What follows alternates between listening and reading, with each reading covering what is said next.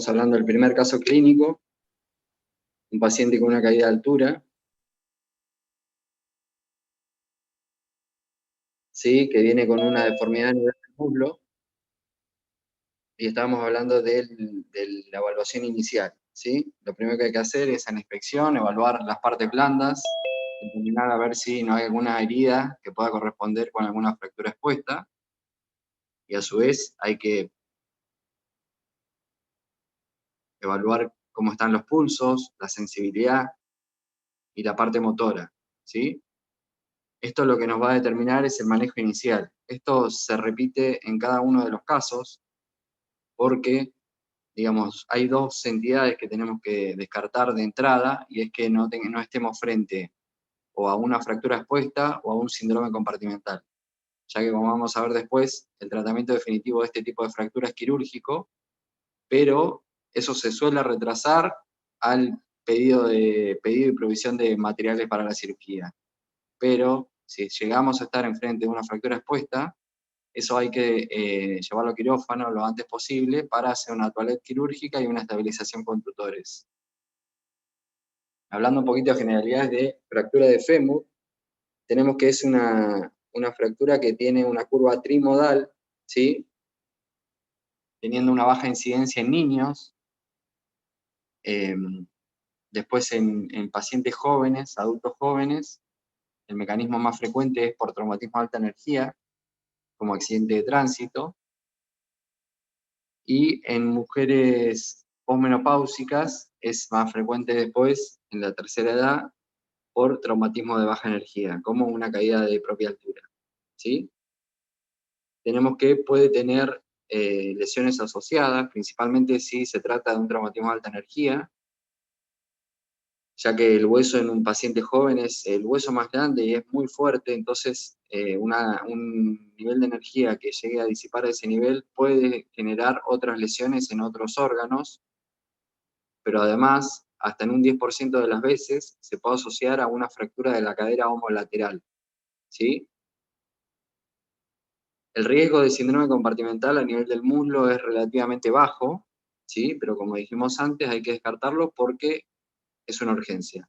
Lo mismo pasa con las fracturas expuestas, ¿sí? Ya que es un hueso que está completamente cubierto por músculo. Distinto sería, por ejemplo, en la tibia, ¿sí? Que es mucho más frecuente porque en el nivel anteromedial de la tibia es subcutáneo, y es mucho más frecuente en las fracturas expuestas, ¿sí? Pero bueno, es importante considerarlo porque cambia el manejo inicial. Con respecto a la pérdida de sangre en el muslo, puede hacer bajar la volemia hasta 1,25 litros, 1,5 litros de sangre, puede albergar el muslo, por lo cual por ahí si es un solo fémur no es tan complejo, pero si llega a tener una fractura del otro fémur o una fractura de pelvis asociada, ya es otra historia, ¿sí? Bueno, a la hora de ver la clínica, esto es lo que vamos a repetir, ¿sí? Estado general, ¿sí? Tener en cuenta que puede albergar esa cantidad de sangre, la inspección de partes blandas, como dijimos, principalmente para descartar fracturas expuestas o síndrome compartimental, después la palpación de los pulsos, evaluación de la sensibilidad y motricidad, ¿sí? Las imágenes iniciales que vamos a hacer para estudiar un caso de estos es radiografías de fémur, frente y perfil, ¿sí? A eso se va a adicionar lo de ambas caderas, ¿sí? Y de la cadera esa de frente y perfil, ¿sí? Porque como dijimos, hasta en un 10% se puede asociar a fractura de ese nivel. Después lo que es tomografía y resonancia, a este nivel, la verdad que no suele traer información adicional para el manejo inicial de este paciente.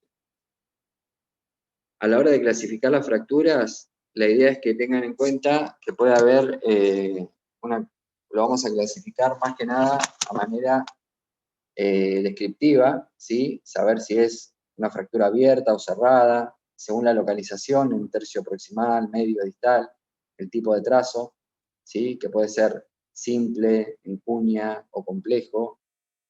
Después los trazos simples pueden ser espiroideo, oblicuo, o transverso, ¿sí? Ahí al lado tienen un esquemita de lo que es la clasificación AO. No sé si lo han escuchado. La clasificación AO es una clasificación que propuso una asociación que tiene sede en Suiza, y es la Asociación para el Estudio de la Osteosíntesis, y es la que más se utiliza. Ellos describen con una clasificación alfanumérica las fracturas de todos los huesos del cuerpo. Lo real es que para algunos segmentos usamos otras clasificaciones. A nivel diafisario solemos usar esta, y lo que describe el número S, que es 3, 2, 1, básicamente es el número inicial, es el segmento óseo que estamos evaluando, ¿sí? El primer número sería el hueso. Para que tengan una idea, el 1 es el brazo, el 2 es el antebrazo, el 3 es el muslo, y el 4 es la pierna, ¿sí? Después hay un montón de números más. Esto no se lo van a pedir, pero es para que tengan una pequeña noción del tema. Después lo que es el segundo número, significa en qué segmento del hueso estás, ¿sí? El 1 es el segmento proximal, el 2 es el segmento diafisario, como ven ahí se repiten todos los recuadros, y después la primera letra describe el tipo de trazo, ¿sí? Si es una fractura de trazo simple, si es una fractura con cuña, o si es una cuña o fragmento en ala de mariposa, o las tipo C son las más complejas, que son las fracturas comminutas o segmentarias como la 3C2. Bueno, y después lo que es el desplazamiento, en varo, en valgo, telescopada, rotación interna, antecurvatum, recurvatum, eso más que nada lo vamos a tener en cuenta a la hora de pensar en una consolidación viciosa, ¿sí? Para que tengan una idea, una consolidación viciosa es justamente un hueso que se fracturó y consolida en una posición no anatómica. Y para tener un pequeño recordatorio, cuando es siempre evaluamos dónde está el segmento distal al lado que estamos evaluando. Por ejemplo, si evaluamos la rodilla, miramos el pie. Si el pie está hacia adentro, es un genu varo. Si evaluamos una fractura en el muslo, miramos también el pie o la rodilla. Si eso se dirige hacia el centro, hacia medial, sería en varo, y si va hacia externo, sería en valgo. Después, el recurvatum, lo que evalúa principalmente es el ángulo de la curva, ¿sí? Si el ángulo de la inclinación va hacia adelante, es un antecurvatum, y la pierna va hacia atrás. Y en el recurvatum es lo contrario, ¿sí? El ángulo va hacia atrás y la pierna iría hacia adelante. Cada uno de estos desplazamientos, en general, están generados y mantenidos por los distintos grupos musculares, por lo cual es bastante frecuente en cada hueso que vamos a ver, en cada segmento, ver un tipo de inclinación que generalmente se respeta, ¿sí? Por lo general a este nivel diafisario se suele generar un acortamiento y rotación externa y varo, ¿sí? Si vamos a lo que es, después vamos a ver el segmento este, ¿sí? Cuando vemos el segmento proximal, acá cambia, ¿sí? Porque acá se asocia digamos, la inserción de los glúteos y del psoas ilíaco ahí a nivel del trocánter menor. Le imprimen al segmento proximal una flexión, como ven en la radiografía de la derecha, ¿sí? El trocánter menor siempre es posterior. Entonces ahí pueden ver cómo se va hacia lo que sería el antecurvatum, o sea, a flexión del segmento proximal. A su vez le da rotación externa, porque como ven, el trocánter menor, que es posterior, se está viendo muy claramente. Entonces eso, la única manera que se vea de esta manera, como se ve a la izquierda, es que esté en rotación externa. Y otra cosa que le da es abducción, ¿sí? En las fracturas, en cambio, a nivel diafisario distal o supracondilias, lo que se genera es lo contrario, ¿sí? Es un recurvatum, ya que la inserción de los gemelos, que es a nivel de los cóndilos, en la región posterior de los cóndilos femorales, van a hacer que el segmento distal vaya hacia anterior, ¿sí? Generando lo que es el recurvatum. Bueno, y estos son distintos tipos de fractura más complejas, comminuta y segmentaria la del medio. Bueno, el objetivo del tratamiento inicialmente, siempre, por más que, digamos, nos llega el paciente, nosotros lo primero que evaluamos es si no tiene una fractura expuesta o un síndrome compartimental. Después de descartado eso y chequeado el estado general, hay que movilizarlo de alguna manera, ya que esto genera dolor y esa deformidad se puede llegar a corregir de manera ortopédica, primero para reducir el dolor, mejorar el confort y a su vez facilitar el día de la cirugía lo que es la reducción de la fractura, ¿sí? Entonces para esto usamos una férula, una valva de yeso o una tracción esquelética. El tratamiento definitivo, siempre en todos los grupos que vimos de fractura, el tratamiento de elección es el enclavado endomedular, que es como se ve en la figura de abajo, acerrojado. Este no tiene cerrojo. El cerrojo sería el tornillo que cruza transversal al clavo ese y va en segmento proximal y distal. ¿Sí? Algunas complicaciones, puede haber lesión vascular o nerviosa, pero es raro. Puede haber infección. Las refracturas se dan más que nada cuando hacemos un retiro de material.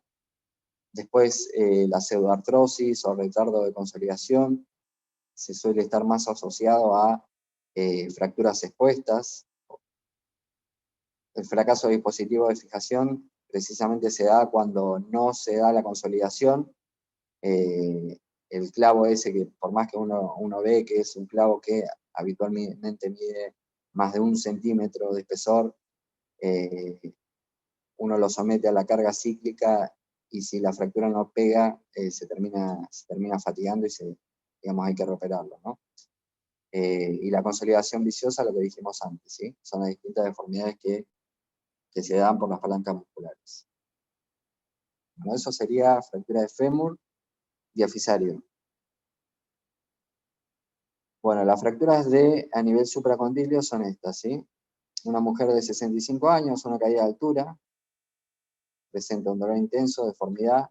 Estos casos que siguen ahora son muy similares y en general tiene una presentación muy parecida, ¿sí? Porque van a presentar un dolor y o sea, nosotros clínicamente vamos a ver matizada toda la rodilla y el dolor no va a estar bien localizado, pero precisamente con el examen físico, nosotros con la palpación vemos la crepitación y el dolor, tanto en el fémur distal o la tibia proximal, para definir a ver en qué segmento es el que puede estar la fractura, ¿sí? Entonces lo mismo de antes, chequeo del estado general, siempre las partes blandas, descartar fracturas expuestas, síndrome compartimental, sensibilidad, pulso, motricidad. Esta fractura es un poco más frecuente, menos frecuente, perdón, que la anterior, ¿sí?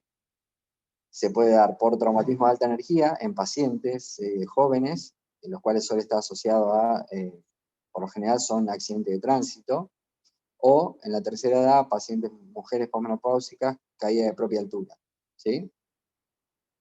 Esto por estar cerca de la articulación se puede asociar a alguna lesión ligamentaria, vascular o nerviosa, ¿sí? Principalmente a nivel de bulbo popliteo o del ciático popliteo externo. La fractura del fémur distal, ¿sí? La evaluación es similar, como dijimos antes. Acá lo que se agrega es, primero, radiografía, frente y perfil. Y a eso le vamos a asociar una tomografía, ¿sí? No se estudia de la misma manera las articulaciones porque generalmente el fin del tratamiento, el concepto no es el mismo, ¿sí? A nivel articular tenemos que dejar una reducción perfecta, ¿sí? Ya que cualquier tipo de incongruencia va a llevar a una artrosis postraumática precoz. En cambio, a nivel diafisario, donde el hueso está recubierto con músculo, simplemente tenemos que estabilizar y ayudar a que la biología haga consolidar el hueso, nada más. Entonces dijimos, Disculpe, doctor, tomografía. ¿qué deja una artrosis postraumática? La artrosis es la degeneración del cartílago. Sí, ¿Sí? pero Puede si ser, no tengo una reducción perfecta, ¿qué pasa con la articulación? Se me cortó esa parte del video. bueno, tiene la definición de artrosis. La artrosis se puede dar, digamos, de primaria, puede ser por factores mecánicos, o puede ser por una fractura que incide dentro del cartílago y ese escalón articular genera la artrosis. Eso sería una artrosis postraumática. ¿Se entiende? Sí, igual no le preguntaba qué era, sino qué producía si no hacía una reducción perfecta de la fractura. Por eso, si no es perfecta, hace la artrosis postraumática. Listo, gracias. Digamos, este tipo de fracturas supracondilia puede o suele tener, pero lo puede hacer o no, estar comprometida la articulación, ¿sí? Los cóndilos femorales, por ejemplo. Si no está comprometido, el riesgo de artrosis postraumática es mínimo, ¿sí? Lo más probable es que no la haga. Si hay una fractura a nivel de la articulación, es probable que la haga en algún momento, pero si encima nosotros lo dejamos más reducido, eso se genera de manera precoz, en general antes de los 2 años de la fractura. Si no hubiese tenido la fractura, la artrosis a ese nivel quizá nunca la hubiese desarrollado. Bueno, cortes de tomografía, cortes axiales, coronales, una reconstrucción 3D, ¿sí? Esto no más que nada nos ayuda a planificar la cirugía. El tratamiento quirúrgico a este nivel de elección es la placa con tornillos, ¿sí? Pero como concepto general, en esta y en todas las articulaciones, lo que se busca es reducir de manera anatómica la fractura y generar una estabilización de manera que se permita la movilidad, ¿sí? De esa articulación. Porque si nosotros la dejamos perfecta, pero no le damos movilidad, eso genera una rigidez postraumática, ¿sí? Y después probablemente no se recupere.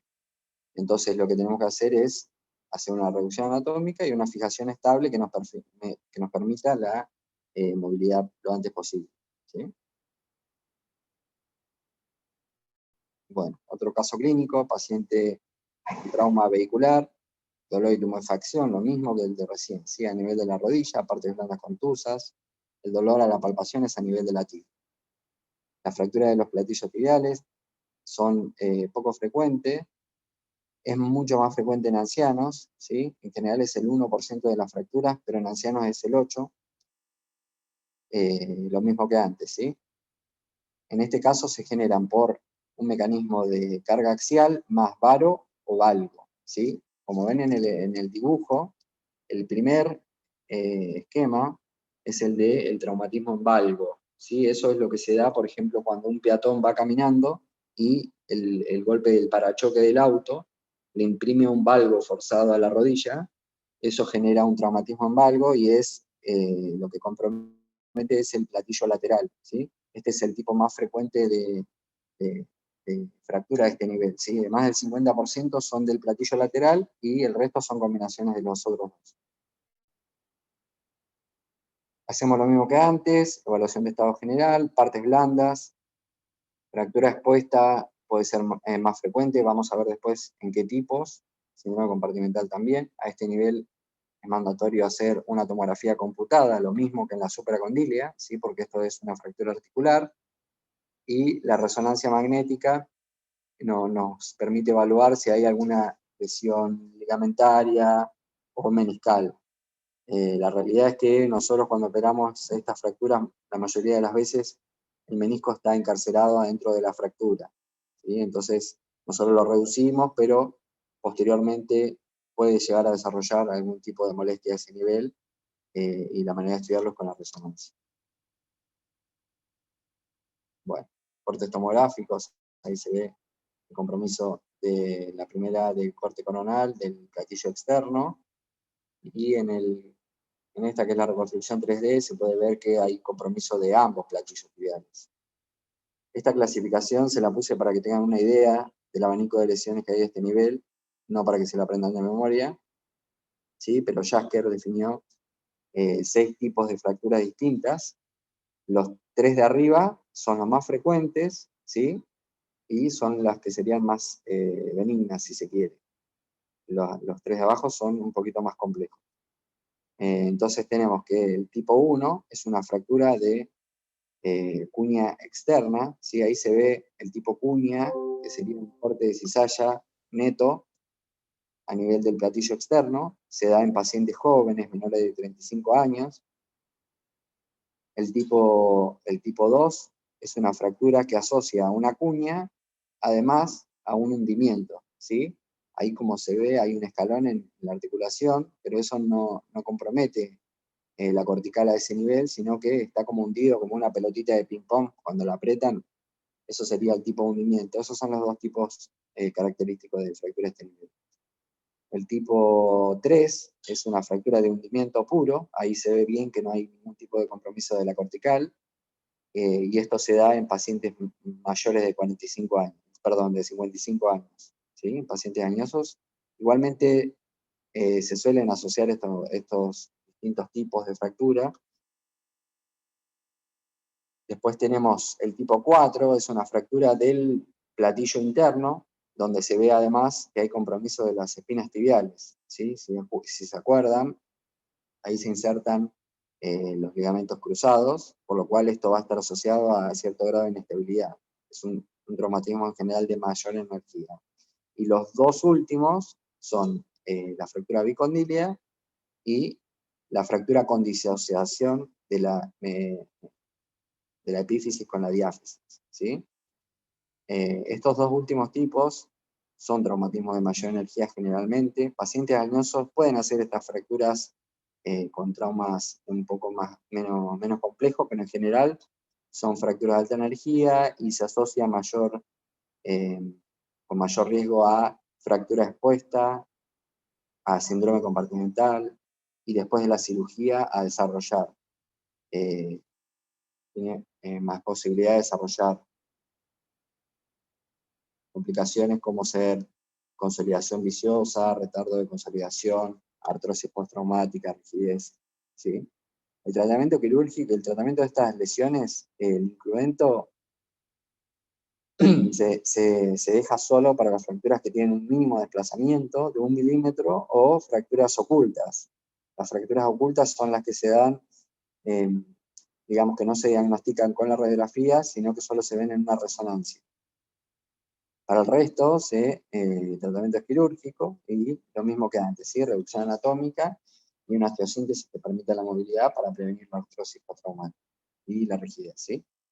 Estas son las complicaciones que hablábamos, generalmente la rigidez, la consolidación viciosa, la artrosis postraumática, las infecciones también, y los síndromes compartimentales se suelen dar más en los tipos 4, 5 y 6. ¿Sí? Bueno, otro caso clínico, esto es una cosa muy rara, ¿sí? Es menos del 1% de todos los ingresos de traumatología de un centro de primer nivel. Ingresa un paciente de 20 años, caída de altura, dolor, deformidad, y esto es lo que quiero que vean, digamos, la deformidad a nivel de la rodilla es impresionante, o sea, uno va a ver la rodilla que va a estar de un diámetro general que puede ser mayor al del muslo incluso, ¿sí? Y la verdad que es bastante chocante, yo vi pocas, vi 2 nada más, y es llamativo cómo se deforma a ese nivel, ¿sí? Como lo mismo que antes, descartar lesiones de partes blandas, el riesgo de síndrome compartimental, evaluar la sensibilidad, digamos, la parte vasculonerviosa en este nivel es lo más importante, ¿sí? Ya que a nivel del hueco popliteo se puede generar una lesión de la arteria poplitea, y eso es lo más importante que se tiene que llevar de este caso, ¿sí? La reducción puede ser espontánea o puede ser una subluxación, por lo cual se cree que está subdiagnosticada, pero tiene una elevada incidencia de lesiones a nivel del ciático popliteo externo y de la arteria poplitea. Para que se dé la luxación, sí o sí va a haber que tener, digamos, lesión ligamentaria de por lo menos 2 componentes, ¿sí? O de un cruzado y un colateral, o 2 cruzados y un colateral, o todos los ligamentos, ¿sí? Para que se pueda luxar la rodilla. El mecanismo en general es de hiperextensión asociado a varovalgo o de flexión. Y se puede dar en traumatismo de alta energía, pero también se puede dar en traumatismo deportivo, que se genera alguno de estos mecanismos. ¿Sí? Ahí se ve un dibujo anatómico, cómo entra la arteria poplitea, después de pasar por el hiato aductor, entra al hueco popliteo, y después ingresa en el anillo fibroso que le hace el sóleo. A tanto a nivel del aductor como del sóleo, estas dos estructuras fibrosas que hacen los anillos, pueden generar una tracción a nivel de la arteria, y esto puede o bien desgarrar la arteria o generar una lesión en la íntima de la arteria, que en un primer momento tengamos el pulso normal, pero que después haga una especie de flap y termina siendo un trombo que obstruya, digamos, la circulación a ese nivel. Entonces, bueno, tenemos en la clínica, a la inspección va a haber una deformidad importante, el dolor, ¿sí? Siempre la evaluación vasculonerviosa es lo más importante. Se habla de hacer la radiografía y luego la reducción, o hacer la reducción y después hacer la radiografía, ¿sí? Lo que se sabe de esto es que si nosotros retrasamos la reducción más de 8 horas, tiene un riesgo de amputación que asciende al 70% casi, ¿sí? En cambio, si lo hacemos antes de las 8 horas, la reducción, el riesgo de amputación disminuye notablemente, ¿sí? Pero igual existe. Yo de los casos que vi, uno se redujo, ni bien ingresó, y de todos modos al mes más o menos terminó amputado.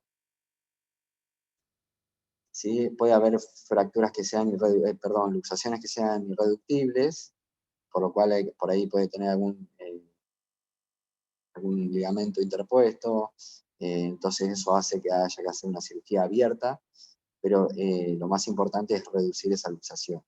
Y desde el ingreso se hace un control con cirugía vascular, se hace un control clínico del pulso cada 3 horas durante 3 días, ¿sí?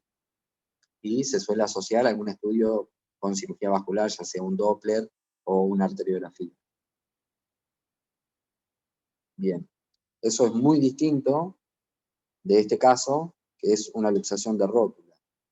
¿Sí? Está mal decir una luxación de rodilla cuando es una luxación de rótula, porque como vimos, como estamos viendo, son dos entidades totalmente distintas, ¿sí? Esto no compromete la viabilidad del riesgo, la viabilidad del miembro, pero sí compromete la articulación. Por eso es importante reducirla lo antes posible, pero no tiene el grado de complejidad que el caso anterior, ¿sí?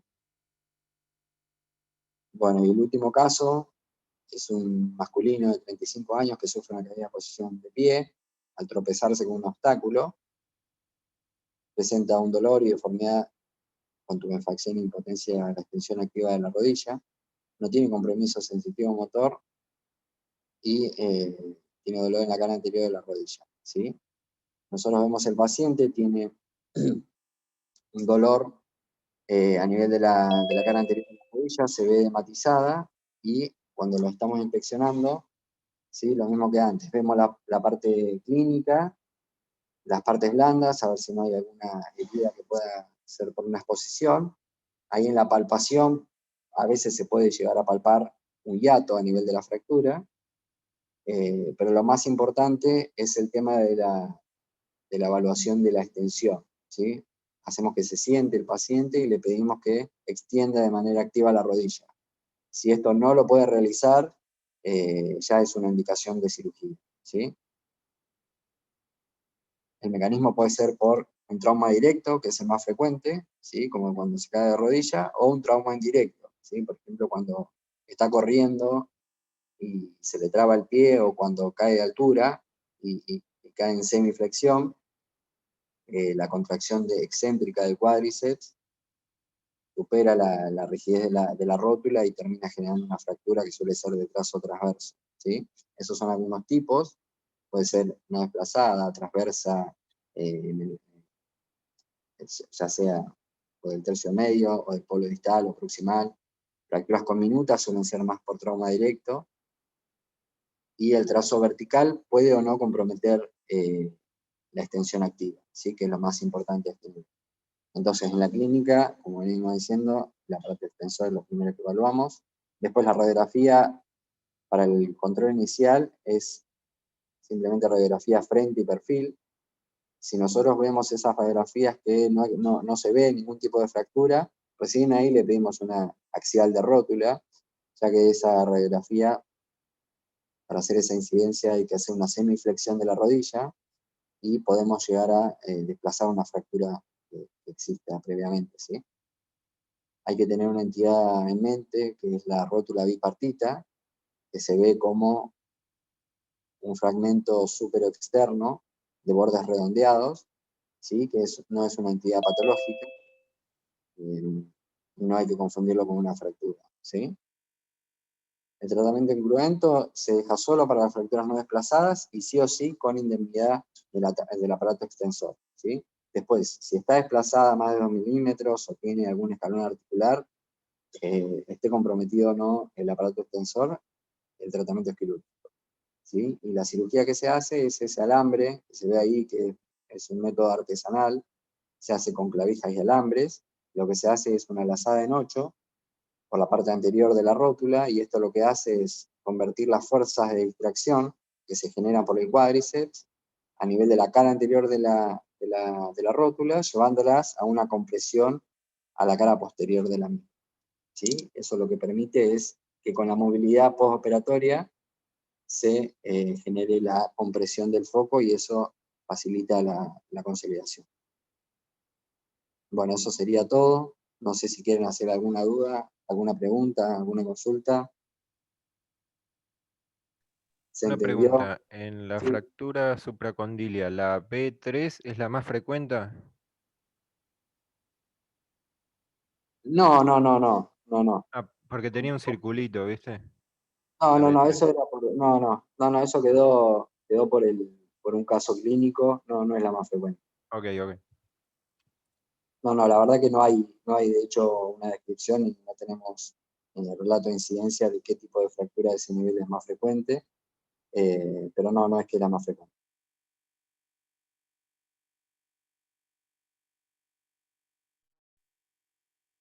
¿Alguna otra duda? ¿Se entendió la clase? Sí, se entendió, creo que por ahora no. Sí, Doc, muy clara. Bueno.